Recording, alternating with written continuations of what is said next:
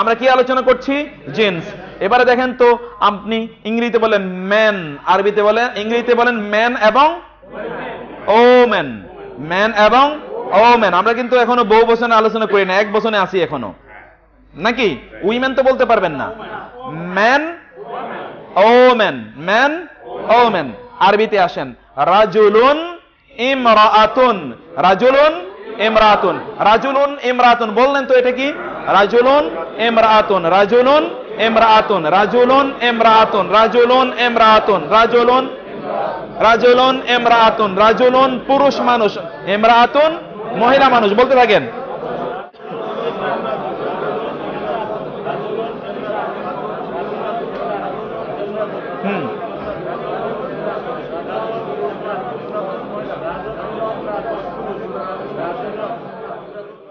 হ্যাঁ, বলতে থাকেন তো। রাজুলুন ইমরাআতুন, রাজুলুন ইমরাআতুন। রাজুলুন মানে কি? ইমরাআতুন। আপনারা সূরা ইউসুফে শুনেছেন না, ইমরাআতুল আজিজ, আজিজের কি? নারী, আজিজের নারী, আজিজের মহিলা। আজিজের মহিলা কি? আজিজের স্ত্রী। অতএব ইমরাআতুন সাধারণত স্ত্রীকে বোঝানোর জন্য ব্যবহৃত হয় কোরআনে, এমনি আরবি ভাষায় না। আরবি ভাষায় নারীকে বোঝায় ইমরাআহ। যাই হোক, সেটা আমরা পরে বলছি। ইমরাআতুন মানে কি? হযরত ইব্রাহিম আলাইহিস সালামের স্ত্রীর ব্যাপারে কোরআনে বলেছেন, ওয়া মারাআতুহু কাইমা, তার স্ত্রী কি ছিল? দাঁড়িয়ে ছিল। ওই যে যখন ফেরেশতারা আসে ইব্রাহিম আলাইহিস সালামের কাছে, সেখানে ইমরাআতুহু, আবার ওয়া মারাআতুহু হাম্মালাতাল হাতাব, ইমরাআতু আছে না? এবং তার নারী, কার নারী? আবু লাহাবের নারী, মানে আবু লাহাবের স্ত্রী। তাইলে রাজুলুন ইমরাআতুন, রাজুলুন মানে কি? ইমরাআতুন, নাজুলুন ইমরাআতুন। তাইলে এটাকে ইংরেজিতে কি বলে? এই যে আমরা পরিবর্তনটা দেখলাম, জেন্ডার। আরবিতে কি বলে? জিন্স। আরবিতে কি বলে?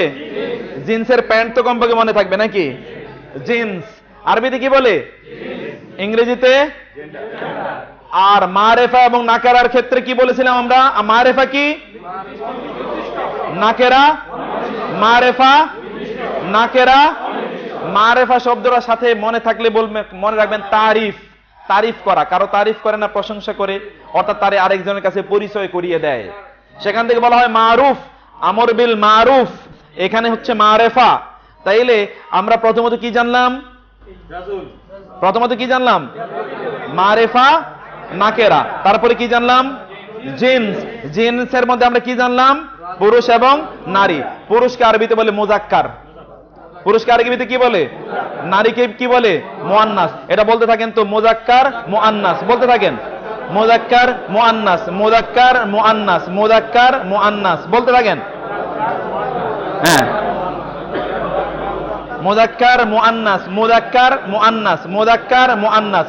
মুজাক্কার শব্দটা মাথায় রাখবেন। মুজাক্কার মানে হচ্ছে জিকির থেকে এসেছে, অর্থাৎ যার কথা বেশি বেশি বলা যায়, মহিলাদের কথা বেশি আলোচনা করা। এটা কোন মুসলমানের মর্যাদার মধ্যে পড়ে না। মহিলাদের কথা বেশি বেশি আলোচনা করা মুসলমানদের মর্যাদার মধ্যে পড়ে না। আল্লাহ সুবহানাহু ওয়া তাআলা পর্যন্ত কোরআনে আবু লাহাবের নাম নিয়েছে, কিন্তু তার স্ত্রীর নাম নেয় নাই। নিয়েছে? বলেছে ওয়ামরাআতুহু, ইব্রাহিম আলাইহিস সালামের নাম নিয়েছে, কিন্তু তার স্ত্রীর নাম নিয়েছে? নাম নেয় নাই। অপ্রয়োজনে মহিলাদের আলোচনা করা, এটা কালচার বিরোধী, এটা সংস্কৃতি বিরোধী, এটা ব্যক্তিত্ব বিরোধী। আপনি কোথাও যায় শুধুমাত্র বউয়ের ব্যাপারে আলোচনা করতেছেন, ওই লোক মনে করবে এটা কি ছোট টাইপের লোক, খালি বউয়ের আলোচনায় সারাদিন করে। খুব ভালো কেন কাজটা? খুব ভালো না কাজটা। নারীদের বেশি বেশি আলোচনা করা যায় না। এটা কিসের ব্যাপার? ব্যক্তিত্বের ব্যাপার। আপনি বলেন তার মানে তাদেরকে ছোট করে দেখা? ছোট করে দেখা না, তার সম্মানটাকে অক্ষত রাখা। পুরুষের আলোচনা বেশি, ওই জন্য তার নাম মুজাক্কার, জিকির থেকে এসছে। কি থেকে এসছে? জিকির। মুজাক্কার যার আলোচনা বেশি হয়। আর মুআন্নাস মানে হচ্ছে যার প্রতি ভালোবাসা, প্রেম বেশি থাকে, ওইটাকে বলা হয় মুআন্নাস। বুঝতে পেরেছেন?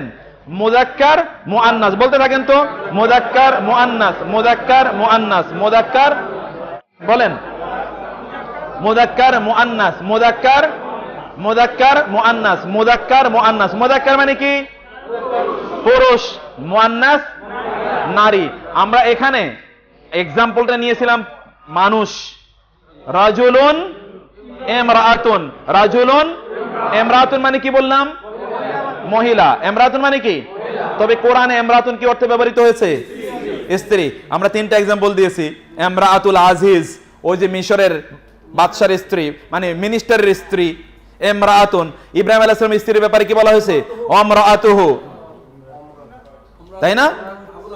আবু লাহাবের স্ত্রীর ব্যাপারে বলা হয়েছে।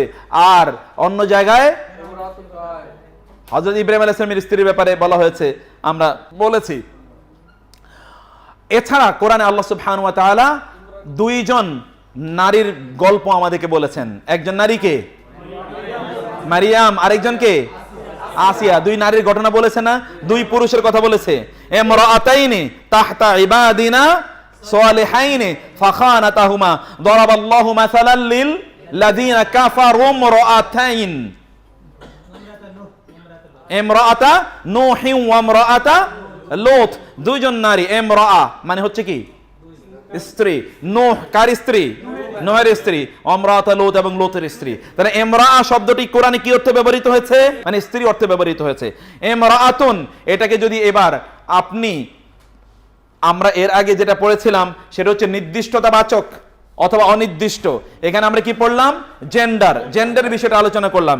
একটা নাউন কত রকম হতে পারে, একটা নাউনের মধ্যে কি কি আছে? একই শব্দ, কিন্তু কি এর মধ্যে, নাউনের মধ্যে কি আমরা দেখছি? পরিবর্তন দেখছি। 3 নম্বরে আসেন, এই নাউনটা এরকম হতে পারে পুরুষ মানুষগণ, মহিলা মানুষগণ। এখানে আমরা কি পাইলাম বলেন তো? এখানে কি পেয়েছি আমরা? বচন। এখানে আমরা কি পেয়েছি? বচন। ইংরেজিতে বলে নাম্বার, আরবিতে বলে আদদ। আরবিতে কি বলে? আদদ। আরবিতে কি বলে? আদদ। আরবিতে কি বলে? আদদ। ইদ্দত নাম কোনদিন শুনছেন? ইদ্দত শব্দটা, মহিলারা ইদ্দত পালন করে না? এই ইদ্দতটা কি? দিন গণনা। আদদ মানে গণনা, তাহলে ইদ্দত মানে দিন গণনা। অর্থাৎ তার একটা নির্ধারিত ঘটনার পরে তাকে 7 দিন অথবা 10 দিন অথবা 3 মাস অথবা 4 মাস 10 দিন ইদ্দত পালন করতে হয় না? এইটাকে বলে ইদ্দত। মানে কি? তাহলে সংখ্যা গণনা, অর্থাৎ দিন গণনায় তিনি 7 দিন হলো কিনা, 10 দিন হলো কিনা, 40 দিন হলো কিনা, 3 মাস হলো কিনা, 4 মাস 10 দিন হলো কিনা গুনতে থাকে। এটাকে বলা হয় ইদ্দত। বুঝতে পেরেছেন? তার মানে নাম্বারকে আরবিতে কি বলে? আদদ। নাম্বারকে আরবিতে কি বলে? আদদ। বলতে থাকেন তো, আদদ আদদ আদদ। নাম্বার কি কি বলে? মুখের জড়তা দূর করতে হবে। আদদ আদদ বলেন।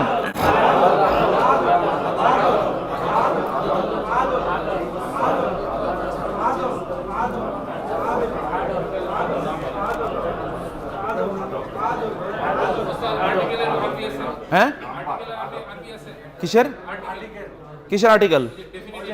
এটাই তো হরফ। হরফ মানে তো আর্টিকেল। হরফ মানে আর্টিকেল, পার্টিকেল, প্রিপোজিশন, যাই কিছু বলেন না কেন, হরফ মানে হচ্ছে আর্টিকেল, পার্টিকেল। ওকে, বলেন তো কি হলো শব্দটা তাইলে? আদদ। তাইলে আবার প্রথম থেকে আসেন। আমরা প্রথমে কি বলেছিলাম? ডেফিনিট ইনডেফিনিটের ব্যাপারে কি বলেছিলাম? মারিফা। কি বলেছিলাম? কি বলেছিলাম? তারপরে কি? জিন্স। তারপরে কি? জিন্সের ব্যাপারে কি বলেছিলাম? কি বলেছিলাম? মুযাক্কার। কোনটা মুযাক্কার? মুয়ান্নাস। নারীকে কি বলে আরবিতে? ইমরাআতুন। নারী কি? নারীবাচক মুয়ান্নাস। নারীবাচক কি? পুরুষবাচক মুযাক্কার। পুরুষবাচক। এই জন্য ছেলের আরবিতে বলে যাকারুন। ছেলের আরবিতে কি বলে? মুযাক্কার থেকে যাকার, মিন যাকারি ওয়া উনসা। আর নারীর কি বলে? মুয়ান্নাস উনসা। মুয়ান্নাস থেকে কি? উনসা। মেয়ে অর্থাৎ মেয়ে, কন্যা সন্তান, তাকে বলে উনসা। আর ছেলে সন্তানের কি বলে? হ্যাঁ, যাকার। আর যে ছেলেও না মেয়েরা, ওরে বলে খুনসা। হ্যাঁ হ্যাঁ, থার্ড জেন্ডার। মেয়ে হলে কি বলে? উনসা। আর মেয়েও না, ছেলেও না, ওটাকে কি বলে? খুনসা। খুনসা। বুঝতে পেরেছেন? উনসা, খুনসা। ছেলেকে কি বলে? যাকারুন। মুযাক্কার যাকারুন, মুয়ান্নাস উনসা। বলেন তো, মুযাক্কার যাকারুন, মুয়ান্নাস উনসা। মুযাক্কার যাকারুন, মুয়ান্নাস উনসা। সূরা নিসাতে যখন আপনি পড়বেন, লিযযাকারি মিসলু হাযিল উনসায়াইন। লিযযাকারি মানে এভরি বয়, এভরি সান, প্রত্যেক ছেলের জন্য, মিসলু অনুরূপ, হাযিল অংশ, উনসায়াইন মানে দুইজন মেয়ের। দুইজন মেয়ের সমান কি? একজন একজন ছেলে, পুরুষ না, দুইজন মেয়ের সমান কি একজন ছেলে। তাহলে মুজাক্কার মানে কি পুরুষ বাচক, আর ছেলে আরবি কি যাকারুন, ছেলে আরবি কি যাকারুন। মুয়ান্নাস মানে নারী বাচক, আর মেয়ে মানে কি উনসা, আর নারী মানে কি ইমরাতুন। নারী এবং মেয়ের মধ্যে পার্থক্য আছে কিনা? নারী এবং মেয়ের মধ্যে পার্থক্য আছে। নারী আরবি কি ইমরাতুন, আর মেয়ে আরবি উনসা। এতটুকু পর্যন্ত কি আমি মনে করতে পারি যে আপনারা বুঝেছেন? হ্যাঁ, উনসা উনসা। আর তো খুনসা তো আরেকটা জিনিস, খুনসা তো জেন্ডারের বাইরে। উনসা উনসান, আলিফ এই যে মুআন্নাস, আলিফ নুন সা, আলিফ সাইয়া উনসা। ওকে, তারপরে আসেন এই চতুর্থ নম্বরটাতে আসেন। এটার মধ্যে পার্থক্যটা আপনাকে বলতে হবে। প্রথমটাতে আছে মানুষ, দ্বিতীয়টাতে আছে মানুষকে, তৃতীয়টাতে আছে মানুষের। প্রথমটাতে কি আছে? মানুষ। দ্বিতীয়টা কি? মানুষ কে। তৃতীয়টাতে কি আছে? মানুষের। এবার আপনি ইংরেজিতে দেখেন তো, ম্যান, দা ম্যান, এটা কিন্তু ডেফিনিট ইনডেফিনিটের না। একটা হচ্ছে ম্যান, আর হচ্ছে দা ম্যান, আর হচ্ছে অফ দা ম্যান। এবার আমরা একটু এই জায়গায় আসি। এই জায়গাটাতে এমনি সাধারণ একটা শব্দ আপনাদেরকে আমি একটু বলি। প্রথমটাকে আসেন, আল্লাহ, আল্লাহ দিয়ে করি। আল্লাহ সৃষ্টি করেছেন। কে সৃষ্টি করেছেন? এখানে আল্লাহ কি? এখানে আল্লাহ কি? যিনি কাজটি করেছেন তিনি। এখানে যিনি কাজটি করেছেন তাকে কি বলে বাংলা ভাষায়? কর্তা। তাকে কি বলে? কর্তা। যিনি কাজটি করেছেন তাকে কি বলে? ইংরেজিতে বলে অ্যাক্টিভ পার্টিসিপল। ইংরেজিতে কি বলে? Active participle. যিনি কাজটি করেছেন, কর্তা, সাবজেক্টিভ। যিনি কাজটি করেছেন, এখানে কাজটি কে করেছেন? আল্লাহ। সৃষ্টি করেছেন কে? আল্লাহ। এবার আসেন, তুমি আল্লাহকে ইবাদত অথবা ভয় করো। এখানে আল্লাহ শব্দটা কি অবস্থায় আছে? কর্তা। আল্লাহ শব্দটা কি অবস্থায় আছে? বলেন না কেন? আল্লাহ কি অবস্থায় আছে? কর্তা অবস্থায়। কর্তাকে তুমি, তুমি ভয় করো, কিন্তু ভয় করবে কাকে? এখানে আল্লাহ কি অবস্থায় আছে? আগে আল্লাহ যে অবস্থা আছে, এখানে কি আল্লাহ কি অবস্থায় আছে? আল্লাহ আগে যেখানে আছে সেখানে হচ্ছে আল্লাহ হ্যাজ ক্রিয়েটেড। আর এখানে হচ্ছে কি? তুমি fear Allah, you fear Allah, or you worship Allah. You হচ্ছে এখানে অ্যাক্টিভ পার্টিসিপল, অর্থাৎ এখানে কর্তা হচ্ছে কি? ইউ। কিন্তু এখানে কর্মবাচককে কার উপর কাজটা গিয়ে পড়লো? আল্লাহর উপর কাজটা গিয়ে পড়লো। এরপরে আসেন যে আমরা বলছি মুহাম্মদ সাল্লাল্লাহু আলাইহি সাল্লাম আল্লাহর রাসূল। এখানে বলেন তো মূল বক্তব্য কার ব্যাপারে বলা হচ্ছে? মুহাম্মদের ব্যাপারে বলা হচ্ছে নাকি আল্লাহর ব্যাপারে বলা হচ্ছে? মুহাম্মদ সাল্লাল্লাহু আলাইহি ওয়াসাল্লামের ব্যাপারে কি বলা হচ্ছে? তিনি রাসূল, কিন্তু তার কার রাসূল? তিনি আল্লাহ। তাহলে আল্লাহর সাথে এখানে সম্পর্কটা কি? আল্লাহটা কি এখানে সম্পর্কবাচক। কার সাথে সম্পর্কবাচক? রাসূলের সাথে। মুহাম্মদ সাল্লাল্লাহু আলাইহি ওয়াসাল্লাম তিনি কি আল্লাহর রাসূল। এখানে মুহাম্মদ সাল্লাল্লাহু আলাইহি ওয়াসাল্লামই তিনি কি সাবজেক্ট, এবং অবজেক্ট হলো কি রাসূল। কিন্তু মধ্যখানে ওই অবজেক্টটা বোঝানোর জন্য কি ব্যবহৃত হলো? আল্লাহ শব্দটা বোঝানো হলো যে তিনি কার রাসূল। প্রশ্ন তো আপনি করবেন, এই জন্য হলো তিনি আল্লাহর রাসূল। তাহলে আল্লাহ শব্দের একটা শব্দই তিন রকম হতে পারে কিনা? কখনো কখনো এটা সাবজেক্ট হতে পারে, কখনো কখনো এটা অবজেক্ট হতে পারে, কখনো কখনো এটা রিলেটিভ হতে পারে, সম্বন্ধবাচক হতে পারে।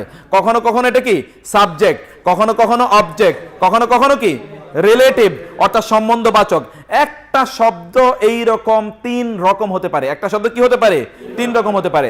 এখন আপনি দেখেন তো বাংলা ভাষায় আমরা প্রথমটার জন্য কিছুই ব্যবহার করি না, কিন্তু দ্বিতীয়টার জন্য একটা আল্লাহকে, একটা কয়কারে কে আনলাম। এ কে আনলাম কোত্থেকে? একটা একে আনতে হয়েছে। আর তৃতীয়টার সাথে একটা কি আনতে হয়েছে? এর অথবা র, র অথবা এর। আল্লাহর মানে কি? আল্লাহ এর। আল্লাহর মানে কি? আল্লাহ এর। এই একটা এর আনা হলো।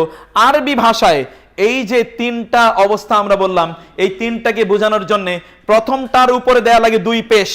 প্রথমটার উপরে দুই পেশ অথবা এক পেশ দেয়া লাগে। প্রথমটার উপর অর্থাৎ যদি কর্তাবাচক হয় তাহলে সেখানে কি হবে? দুই পেশ হবে অথবা এক পেশ হবে। কখন এক পেশ হবে কখন দুই পেশ হবে এটা আমরা একটু পরে আলোচনা করব, এখনই আপনি এটা জানার দরকার নেই। কখনো কি হবে? এক পেশ অথবা দুই পেশ। কি বোঝানোর জন্য? কর্তাবাচক বোঝানোর জন্য। কি বোঝানোর জন্য? কর্তাবাচক বোঝানোর জন্য। কর্মবাচক বোঝানোর জন্য দুই জবর অথবা এক জবর হবে। কর্মবাচক বোঝানোর জন্য কি হবে? দুই জবর অথবা এক জবর হবে। অর্থাৎ সেখানে হবে আল্লাহ। প্রথমটা কি হবে? আল্লাহু। দ্বিতীয়টাতে কি হবে? আল্লাহ। কর্মবাচক বোঝানোর জন্য। অর্থাৎ তুমি আল্লাহর ইবাদত করো, তখন আল্লাহর উপর কি হবে? এক জবর হবে। আল্লাহর উপর কি হবে? তুমি আল্লাহকে ইবাদত করো, কি হবে? এক জবর। আল্লাহর উপর এক জবর হবে। আর আমরাও যে বলি তুমি আল্লাহর বান্দা, সেখানে কি হবে? আল্লাহর উপর কি হবে? জবর জের পেশ। জের। এর এর বোঝানোর জন্য কি হবে? জের হবে। আবার খেয়াল করুন, আমরা যে নাউনটা ইসিমটা নিয়ে কথা বলছি, ইসিমের সর্বশেষ বর্ণে জের হবে না, জবর হবে না, পেশ হবে, এটা তো আমাদেরকে জানতে হবে। কারণ প্রথম গুলো তো কোনোদিনই চেঞ্জ হয় না। আল্লাহ, এটা কি কোনোদিন ইল্লা অথবা উল্লাহ এরকম কোনোদিন হবে? তা তো না, আল্লাহ এটাই হবে। কিন্তু আল্লাহু নাকি আল্লাহ নাকি আল্লাহ হি, কি হবে? আল্লাহু কখন হবে? যখন এটা সাবজেক্ট হবে। যখন কি হবে? তখন হবে আল্লাহু। যখন এটা অবজেক্টিভ হবে তখন সেখানে কি হবে? আল্লাহ হা। আর যখন এটা রিলেটিভ মানে সম্বন্ধবাচক হবে তখন কি হবে? আল্লাহ হি। যেমন মুহাম্মাদুর রাসূলুল্লাহ হি, হাজের হি। মুহাম্মাদুর রাসূলুল্লাহ হি, এটা মুহাম্মাদুর রাসূলুল্লাহু না। কেন রাসূলুল্লাহু হবে না? কারণ এইটা রিলেটিভ। রাসূলুল্লাহ আল্লাহর রাসূল, এই জন্য আমরা এটা রিলেটিভ বোঝাচ্ছি। এই রিলেটিভটা বোঝানোর জন্য এখানে জের জবর পেশ হবে। এইটা এখন আপনারা মাথায় বেশি করে ঢুকাইতে দেয়া মাথার এলোমেলো করার কোনো প্রয়োজন নাই। আমি শুধুমাত্র একটা আইডিয়া দিলাম, যে আইডিয়াটা আমরা দ্বিতীয় ক্লাসে আমরা আলোচনা করছি। এই আইডিয়াটা মাদ্রাসায় 11 বছর পড়ার পরে আলোচনা করে। কত বছর পড়ার পরে আলোচনা করে? 11 বছর পড়ার পরে। অতএব আপনি কিন্তু ভয় পাওয়ার কোনো কারণ নাই। কিরে কই নিয়ে যাইতেছে আমাদেরকে? আমরা মাত্র রাস্তাতে উঠতেছি। বুঝতে পেরেছেন? আবার বলি, প্রথমত একটা ইসিমের মধ্যে আমরা 4টা জিনিস দেখলাম। কয়টা জিনিস দেখলাম? 4টা। এই ইসিমটা কি হতে পারে? প্রথমত এটা মারেফা অথবা নাকারা। কি হবে? মারেফা অথবা নাকারা। মারেফা অথবা নাকেরা। মারেফা হওয়ার জন্য ইসিমের সাথে কি লাগতে হবে? আলিফ লাম। মারেফা থাকলে কি হবে? আলিফ লাম দিয়ে মারেফা করতে হবে। আর নাকেরা মানে হচ্ছে তার উপর তানবিন থাকবে। তানবিন থাকলে কি অর্থ আসবে? আমরা বললাম অনির্দিষ্ট, অর্থাৎ এন, একজন, একটি। আর এটাকে যদি মারেফা নির্দিষ্ট বানাতে চান তাহলে কি করতে হবে? আলিফ লাম আনতে হবে। কি আনতে হবে? আলিফ লাম। যেমন কালামুন, এর অর্থ কি? কালামুন মানে আল কালামু, কিতাবুন আল কিতাবু, যালিকাল কিতাবু ওই কিতাবটি, ওই কিতাবটি। আল কিতাবু মানে হচ্ছে টি। বুঝতে পেরেছেন? আলিফ লাম দিয়ে কি বোঝালো? টি। তাহলে প্রথমটা কি? মারেফা নাকেরা। প্রথমটা কি? এই জায়গায় কোনো মানে কোনো ইয়ে আছে? অস্পষ্টতা আছে? কোনো অস্পষ্টতা আছে? অনেকে একেবারে হীন কণ্ঠ, আমি বুঝতে পারছি না, কনফিউশন আছি। কোনো কনফিউশন আছে আপনাদের? ওকে। 2 নম্বরে আমরা বলেছিলাম জিন্স। 2 নম্বরে কি বলেছিলাম? জিন্স। আরবিতে শব্দটা হয় মুজাক্কার হবে অথবা মুআন্নাস হবে। ইংরেজি ভাষায় এটা হতে পারে ম্যাসকুলিন, ফেমিনিন এবং নিউট্রাল। এটা নিউট্রাল আছে না? বাংলা ভাষায় আরেকটা আছে কি? উভয়। ওখানে আছে একটা ক্লিপ, আরটা আছে কি? উভয়। ইংরেজিতে 3, বাংলাতে কয়? 4, আর আরবিতে হলো 2টা। কত সহজ! আরবিতে কয়টা? 2টা। এটা কি হবে? মুজাক্কার অথবা মুআন্নাস। বলেন তো কি কি বলেছিলাম? মুজাক্কার মুআন্নাস, মুজাক্কার মুআন্নাস, মুজাক্কার মুআন্নাস। মারেফা নাকারা, মুজাক্কার মুআন্নাস। বলেন মারেফা নাকারা, মুজাক্কার মুআন্নাস। মারেফা নাকারা, মুজাক্কার মুআন্নাস। মারেফা নাকারা, মুজাক্কার মুআন্নাস। বলেন